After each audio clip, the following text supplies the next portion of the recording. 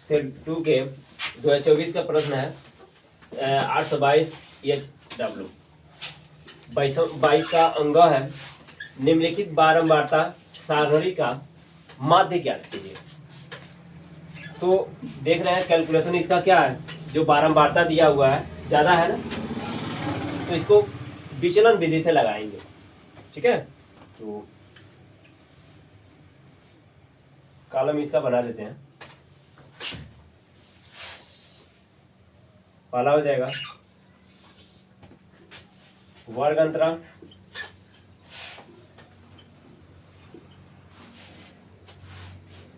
उसके बाद हो जाएगा मध्यमान,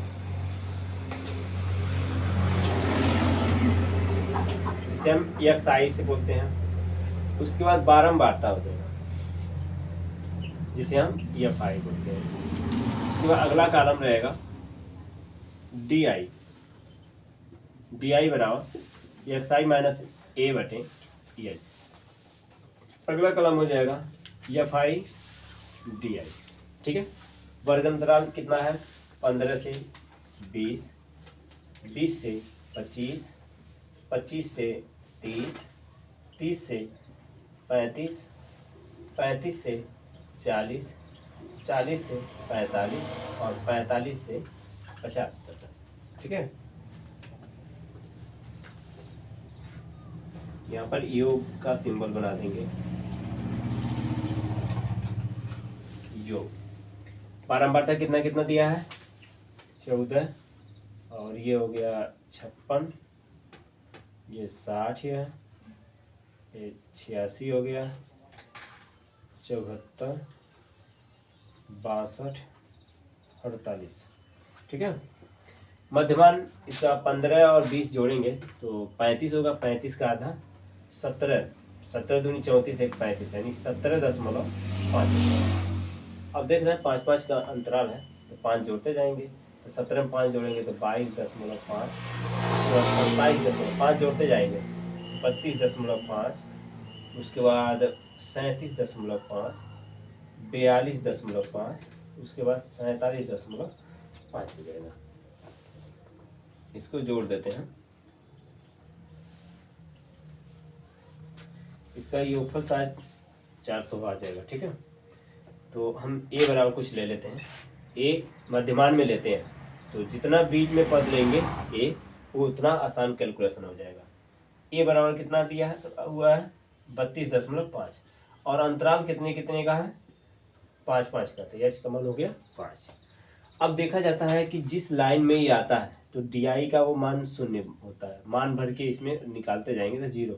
इसके ऊपर जितना भी पद आएगा -1 से शुरू होगा, -1, -2, -3 हो जाएगा, और नीचे प्लस हो जाएगा 1, 2, 3।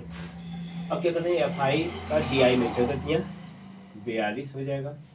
ठीक है, और ये 6 दूनी 12 हो गया, 5 दूनी 10, 1 11 माइनस 112, ये कितना हो जाएगा, 60 हो जाएगा, 0 हो जाएगा, 74 हो जाएगा।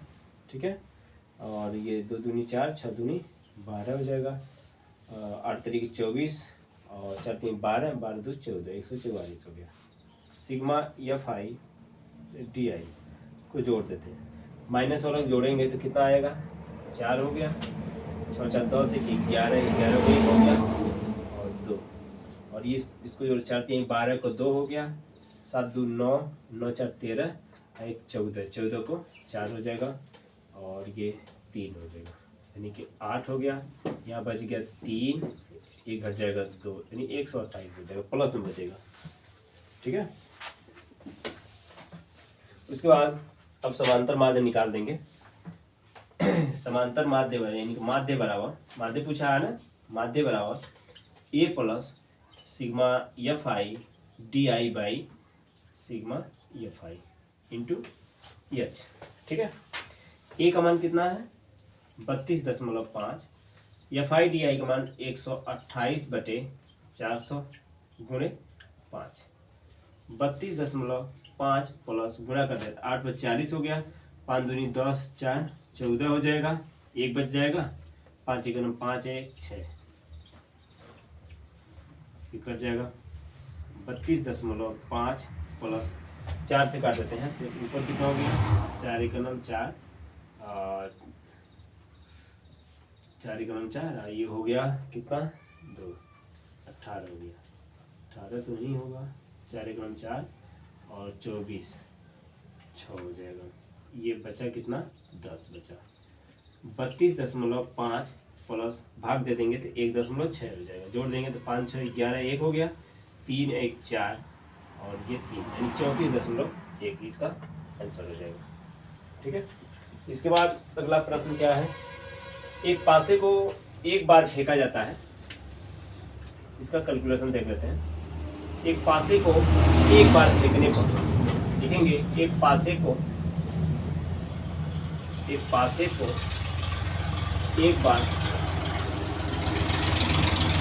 पर प्राप्त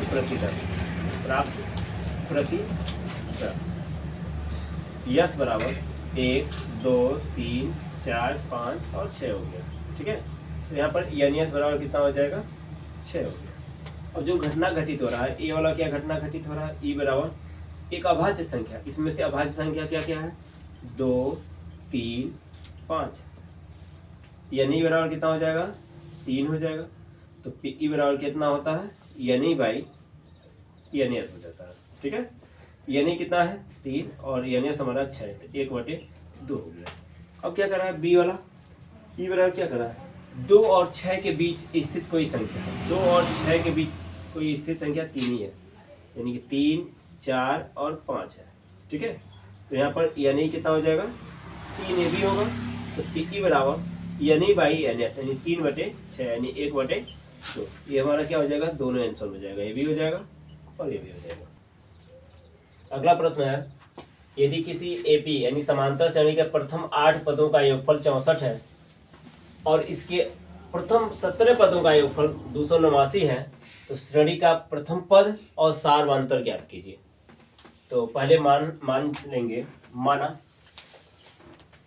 एपी का प्रथम पद क्या है ए और सार्वअंतर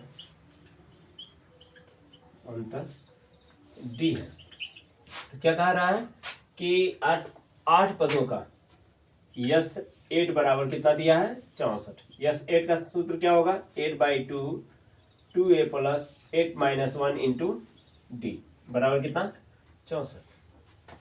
तो ये हो जाएगा हमारा 8, इधर भाग दे देंगे या तो इसको काट देंगे, 4 होगा 2a प्लस 7d और ये 4 बटे में हो जाएगा, 4 एकम 4 और 4 छके 24, समीकरण नंबर 1 हो जाएगा। ठीक है। अब क्या करें, तथा 17 पदों का यानी कि यस 17 बराबर कितना 289 दिया हुआ है। ठीक है। तो यस 17 का सूत्र 17/2 2a प्लस 17 - 1 इंटू डी बराबर कितना 289। 17 इधर चला जाएगा बटे में, तो 2a प्लस 17 में से घट जाएगा तो बच जाएगा हमारा 16 डी बराबर 17 से कट जाएगा 17 बच जाएगा और 2 गुणा में मतलब बटे में है तो जाके गुणा होगा, 17 दूनी 34, समीकरण नंबर 2। अब समीकरण 1 में से 2 को घटा देंगे तो 2a कट जाएगा ना, समीकरण 1 - 2 से क्या है 2a प्लस 7d बराबर 16 और क्या है 2a प्लस 16d बराबर कितना 34 कट जाएगा। ये 2a 7 में से 16 घट जाएगा तो 9 बच जाएगा -9d और यहाँ क्या बच जाएगा, तो 34 में से 16 घटा देते हैं तो कितना बच जाएगा 8 बच जाएगा, 8 6 14 8 बच जाएगा, 2 में से 1 घटेगा यानी -18। तो डी बराबर 9 दूनी 18, डी का मान 2 हो गया। डी का मान समीकरण 1 में रखने पर, ठीक है, समीकरण 1 में रख देते हैं। क्या है 2a प्लस कितना है 7 गुणे डी का मान 2 बराबर कितना है 16। तो 2a प्लस 7 दूनी 14 बराबर 16, तो 2a बराबर 16 - 14, तो 2a बराबर कितना हो जाएगा, ये 2 बच जाएगा, तो a बराबर हमारा ए और डी का मान प्राप्त हो गया। अब यहाँ पूछा गया है कि 23 का इसी का अथवा है, एक रेलगाड़ी एक समान चाल से 180 किमी की दूरी तय करती है। यदि चाल 5 किमी प्रति घंटा अधिक होती तो उसी यात्रा में आधा घंटा यानी 1/2 घंटा कम लेती। तो रेलगाड़ी की चाल ज्ञात कीजिए। पहले माना रेलगाड़ी की चाल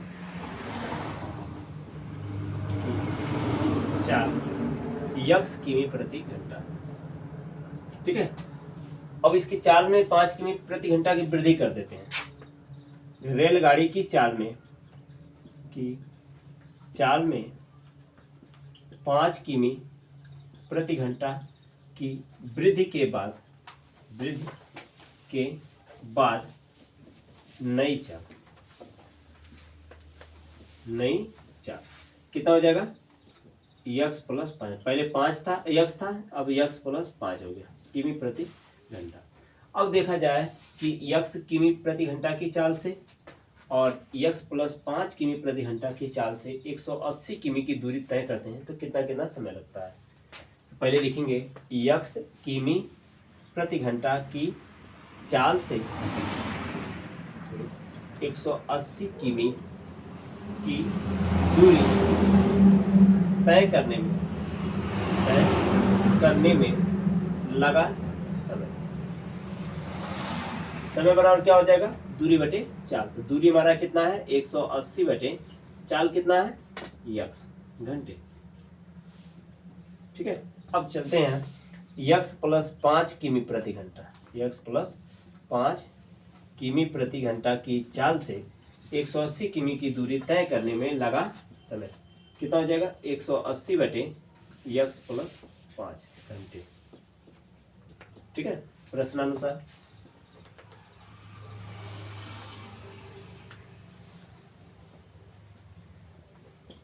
क्या कर रहा है कि यदि इसकी चाल 5 किमी प्रति घंटा अधिक होती, अधिक वाला यही है ना, तो 180 बटे x प्लस 5, तो उसी यात्रा में अब कितना समय लगा था 180 ना, 180 बटे x से 1/2 घंटे यानी आधा घंटा कम लेता। पक्षांतर कर देंगे 180 बटे x प्लस 5 माइनस 180 बटे x बराबर माइनस 1/2, ठीक है। 180 हम कॉमन ले लेंगे तो क्या बचेगा 1/x प्लस 5 माइनस 1/x बराबर कितना माइनस 1/2। 180 दोनों का लसा कितना हो जाएगा x प्लस 5, फिर ये गुणा कर देंगे x, अब -1 का गुणा करेंगे तो माइनस x माइनस 5 बराबर माइनस 1/2। x से x क्या हो गया, कैंसिल हो गया। 18×5 = 90 यानी कि 900 माइनस 900 बटे x स्क्वायर प्लस 5x बराबर माइनस 1/2। माइनस से माइनस काट देंगे तो ये गुणा कर देंगे तो x स्क्वायर प्लस 5x बराबर कितना, 9 दूनी 18, 1800 हो जाएगा। यानी कि x square plus 5x minus 1800 बराबर 0। अब कितना लेंगे 45 और 40 ले लेंगे, ठीक है। x square plus 5x minus 1800 बराबर 0 है, तो x square plus 45x minus 40x minus 1800 बराबर 0। x कॉमन ले लेंगे यहाँ पर तो x प्लस 45 हो जाएगा और माइनस 40 कॉमन ले लेंगे तो x प्लस 45 हो जाएगा बराबर 0, ठीक है। अब x प्लस 45 एक क्वेश्चन में, x माइनस 40 दूसरे क्वेश्चन में बराबर 0।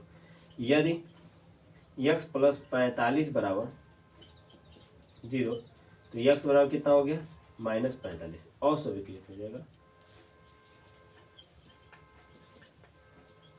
अस्वीकृत। और x माइनस 40 बराबर 0 तो x बराबर कितना हो गया 40। अब हम अतः क्या लिख सकते हैं, अतः रेलगाड़ी की चाल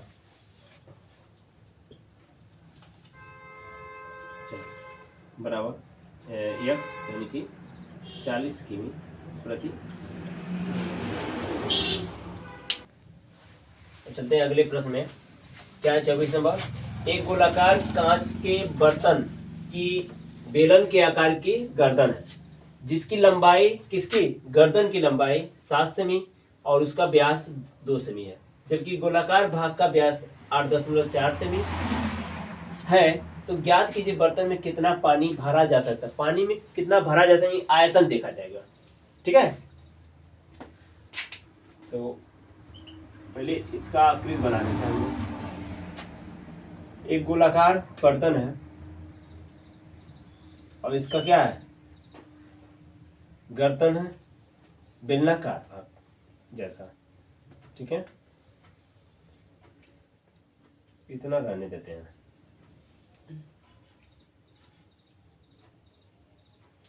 ठीक है, इसकी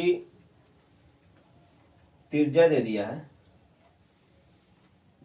ठीक है, इसकी त्रिज्या कितना दिया है, व्यास दिया है 2 सेमी, इसकी त्रिज्या हो जाएगा 1 सेमी। ठीक है, और इसकी ऊंचाई कितना दिया है, 7 सेमी। 7 सेमी इसका हो जाएगा, और इसका व्यास दिया है 8.4 सेमी, तो त्रिज्या कितना हो जाएगा, 4.2 सेमी का हो जाएगा। ठीक है, तो बर्तन में उपस्थित पानी का आयतन, बर्तन में उपस्थित पानी का आयतन बराबर क्या क्या आयतन इसमें जुड़ेगा, गोले का आयतन, प्लस बेलन का आयतन। तो गोले का आयतन का 4/3, इसकी त्रिज्या को कैपिटल से दिखा देते हैं, 4/3 पाई r क्यूब। ठीक है, प्लस इसका आयतन क्या हो जाएगा, पाई r स्क्वायर ph हो जाएगा। 4/3 पाई को रहने देते हैं, लास्ट में भर देंगे। त्रिज्या कितना दिया है, इसकी त्रिज्या 42/2, 10 दशमलव हटा देना। ठीक है, 42/3 घात है ना, तो 3 बार लिखेंगे, प्लस पाई गुणे इसकी त्रिज्या कितना है, 1 है, 1 गुणे 1 गुणे ऊंचाई कितना है, 7 हो गया। 3 से इसको काट देते हैं, 3 × 3, ये कितना हो जाएगा, 3 का काट देंगे तो 3 × 3 और 3 चौको 12, 14 चौको 56 गुणे पाई गुणे 42 गुणे 42 बटे कितना नीचे है, 1000, प्लस ये कितना हो जाएगा, 7 पाई हो जाएगा। अब क्या करते हैं, 42 का गुणा कर देते हैं पहले। 42 का गुणा कर देंगे तो 4 4 दूनी 8, 4 दूनी 8, 4 चौको 16, ये 4 8 8 16 हो जाएगा, ये 7 1 हो जाएगा। और इसमें 56 का भी गुणा कर देते हैं। ठीक है, तो 6 चौको 24 को 4 2 बचेगा, 36 2 38 3 बचेगा, 7 6 42 3 45 को 5 हो गया, 4 बच गया, और 6 × 6 6 4 10 हो गया। 5 चौको 20 2 बचेगा, 5 6 30 30 2 32 को 2 3 बच जाएगा, 7 5 35 35 35 और 3 कितना हो गया, 35 3 38, ये 3 बच गया, 5 × 5 3 8 हो गया, अभी की 4 8 5 2 7 8 9 हो जाएगा, यानी कितना 98,784 बटे 1000 पाई प्लस 7 पाई, 3 अंक के बाद दशमलव आ जाए, 1 2 3, यानी 98.784 पाई प्लस 7 पाई जोड़ देंगे इसमें, तो कितना हो जाएगा, 7 8 4 पाई और 8 7 15 को 5 हो जाएगा, 7 8 4 पाई हो जाएगा, 8 7 15 को 5 हो जाएगा, और 9 1 10 पाई सेमी क्यूब हो जाएगा। ये हमारा एक आंसर हो गया। इसके बाद दूसरा प्रश्न है,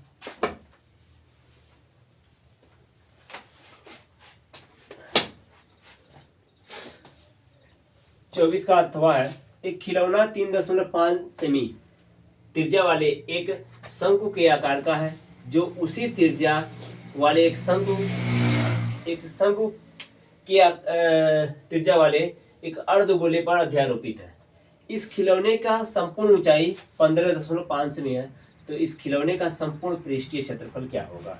तो देखा जाए तो एक अर्धगोले पर क्या खड़ा है, एक शंकु है।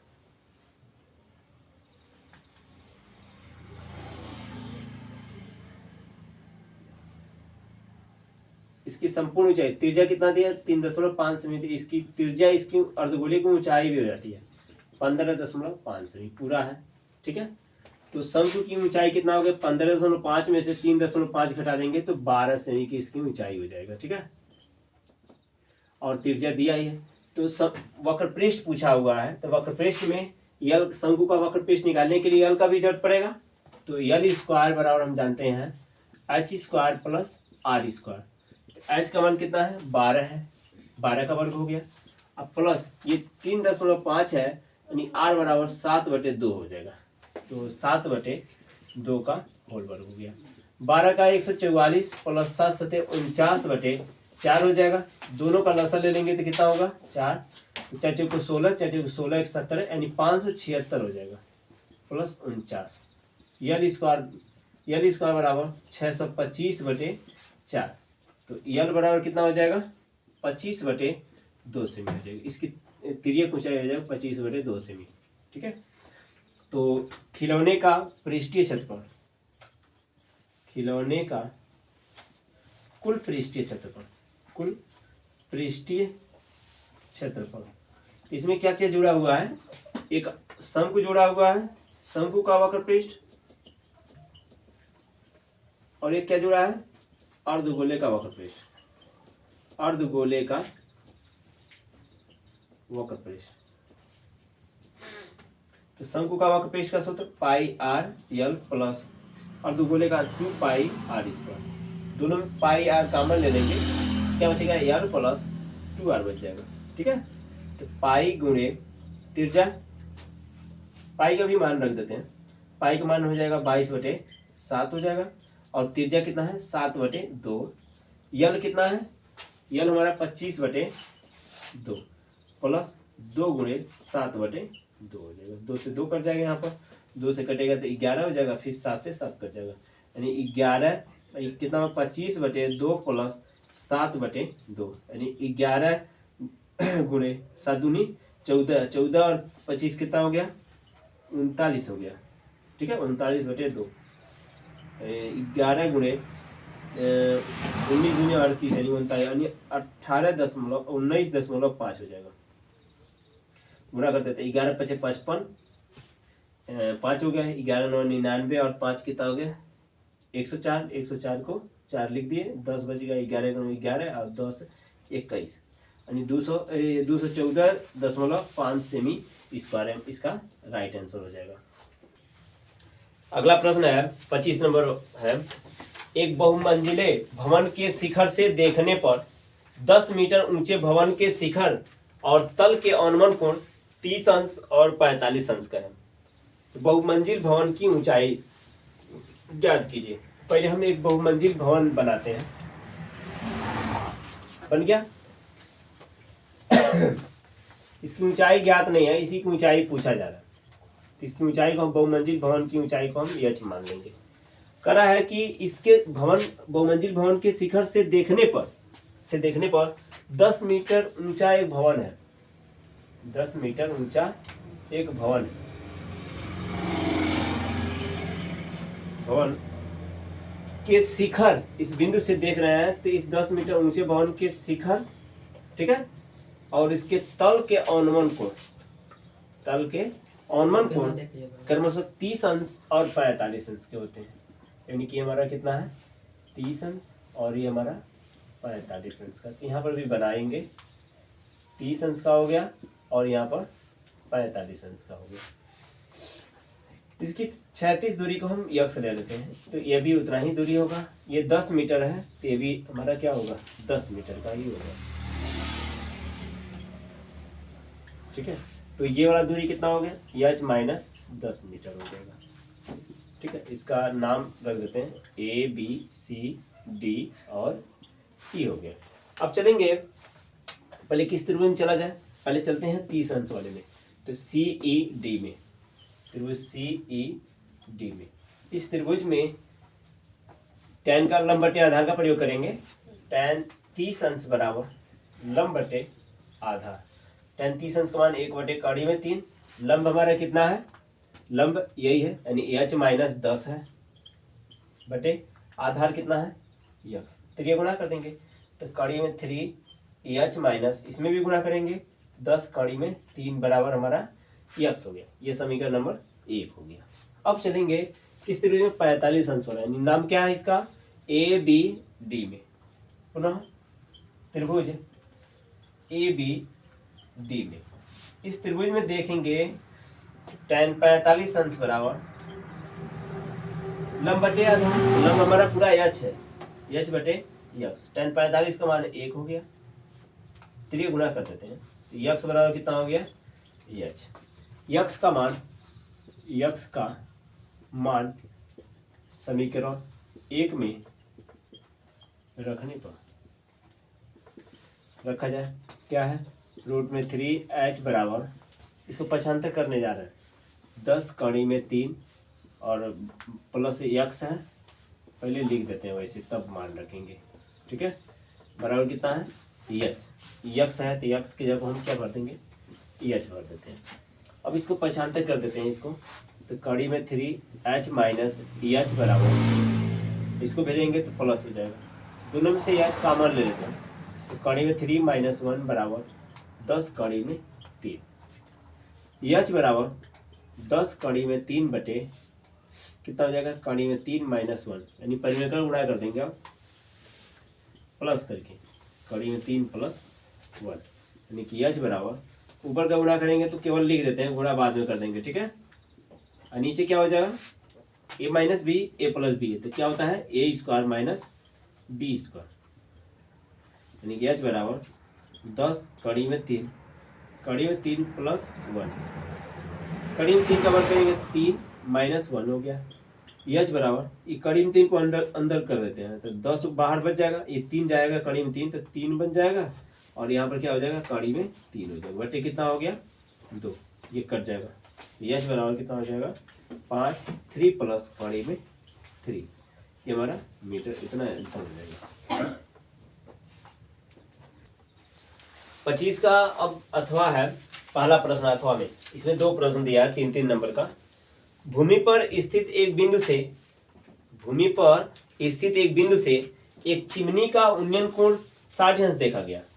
यदि चिमनी के पाद से बिंदु की दूरी 25 मीटर है तो चिमनी की ऊंचाई ज्ञात कीजिए।